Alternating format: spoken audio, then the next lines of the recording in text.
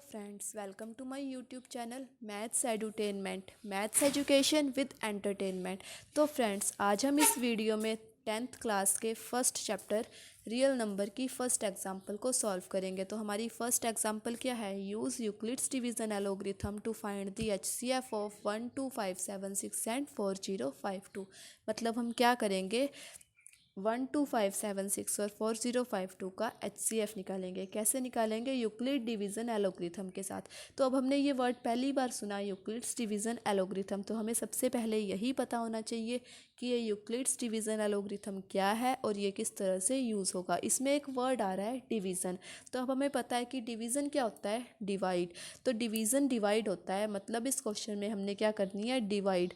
Divide के साथ क्या करेंगे? HCF निकालेंगे। तो इसको समझने के लिए हम एक छोटी सी एग्जांपल लेते हैं 18 की।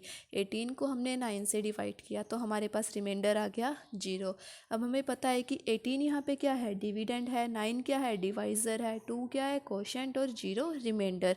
अब जब हम छोटे थे तो हम एक क्वेश्चंस करते थे, हम एक तरह के क्वेश्चंस करते थे, मतलब जिसमें हम क्या करते थे? Divide and check the answer. मतलब हम डिवाइड करते थे और उसको आंसर को चेक करते थे। हम सेम यहाँ पे भी यही चीज़ करेंगे। उसका हमारा फॉर्मूला क्या होता था? Dividend is equal to divisor into quotient plus remainder. तो हम बोल सकते हैं कि formula of Euclid division algorithm is dividend is equal to divisor into quotient plus remainder. मतलब इस एक फॉर्मूले को यूज़ करते हुए हम अपना क्वेश्चन सॉल्व करेंगे। तो now let's solve the example.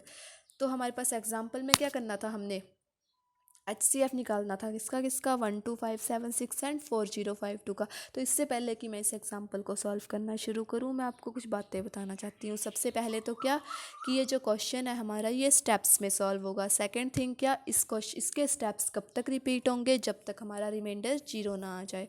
Third thing क्या, हम जब फर्स्ट स्टेप कर देंगे उसके बाद हमने पहले जो दो हमारे पास गिवन नंबर होंगे हम उस पर लगा देंगे एलोग्रिथम। पर अगर हमारा रिमाइंडर 0 ना आए और हमें सेकंड स्टेप करना पड़े तो उस टाइम जो हमारे दो न्यू नंबर होंगे वो कौन से होंगे? जो फर्स्ट डिवाइड की divisor and quotient, divisor and remainder होगा। तो चलो हम इस क्वेश्चन को स्टार्ट करते हैं। स्टेप फर्स्ट को स्टार्ट करते हुए अब हम देखेंगे कि इन दोनों में बड़ी रकम कौन सी है। अब क्योंकि 12576 बड़ी है 4052 के साथ, तो हम इस पे एलोग्रिथम लगा देंगे। अब जब एलोग्रिथम लगा रहे हैं तो हम क्या करेंगे? इसको डिवाइड करेंगे। हम 12576 को 4052 से डिवाइड कर देंगे। तो जब हम डिवाइड करेंगे तो हमारे पास रिमाइंडर आ जाएगा 420। हम इसको लिख देंगे उसी तरह से, dividend is equal to divisor into quotient plus reminder.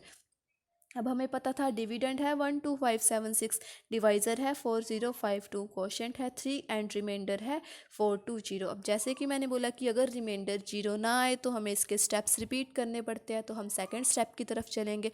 Second step में अब हमें वही क्वेश्चन आ गया कि हमारे पास नेक्स्ट 2 नंबर्स कौन से होंगे हम जिनको डिवाइड करके लिख सकेंगे। तो वो जो 2 नंबर है वो कौन से होंगे? जो फर्स्ट डिवाइड का डिवाइज़र एंड रिमाइंडर होगा। तो डिवाइज़र एंड रिमाइंडर क्या है यहाँ पे? 4052 एंड 420। तो इन दोनों पे हम एलोग्रिथम लगाएंगे। वही सेम मेथड फिर से, जैसे हमने यहाँ पे लिखा था कि ये इससे बड़ा है, यहाँ पे क्या आ गया? 4052 420 से बड़ा है। अब बड़ा है तो हम इसको डिवाइड कर देंगे। 4052 को 420 से जब हमने डिवाइड किया तो हमारे पास रिमाइंडर आ गया 272। हम फिर से इसको ऐसे ही लिख देंगे, dividend is equal to divisor into quotient plus remainder. फिर रिमाइंडर 0 नहीं आया तो हम थर्ड स्टेप की तरफ मूव कर गए। अब हमारे पास नंबर्स आ गए 420 एंड 272। इसमें 420 बड़ा है, 272 छोटा है। तो दोबारा से इस प्रोसीजर को करने पे हमारे पास आया 420। उसको हमने डिवाइड किया 272 से, तो हमारे पास रिमाइंडर बच गया 148। फिर से हमने इसको लिख दिया 420 is equal to 272 multiply by 1 plus 148।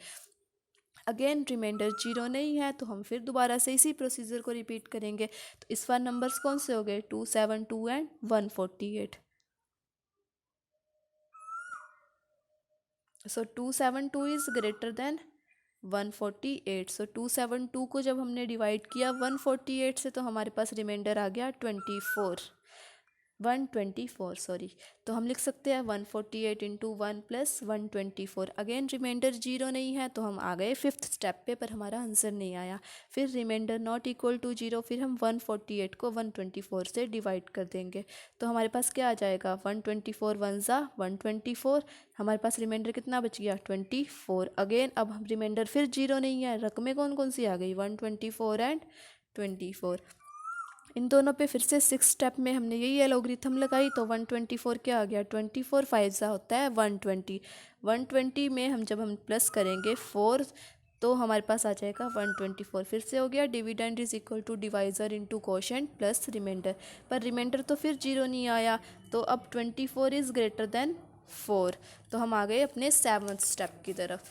So again remainder not zero, 24 is greater than 4, तो हम 24 पे लगा दिया हमने, 24 को ऐसे ही डिवाइड कर दिया 4 के साथ, तो 4 6 24। अब रिमाइंडर जीरो आ गया, हैंस रिमाइंडर इज़ जीरो। अब जब रिमाइंडर जीरो आ जाए तो HCF कौन सा होगा, जो हमारा उससे प्रीवियस स्टेप का, मतलब जब हमारा रिमाइंडर जीरो हो गया उसके पिछले स्टेप में जो भी हमारा डिवाइज़र होगा वो हमारा HCF आ जाएगा। तो इसलिए HCF क्या आ गया 1 2 5 7 6 एंड 4 0 5 2 का 4। अगर आपको मेरी वीडियो पसंद आई हो और आपको मेरा क्वेश्चन समझ आ गया हो तो मेरी वीडियो को लाइक करें, और अगर मेरी कोई गलतियाँ हो तो मुझे कमेंट करके ज़रूर बताएं। Thank you.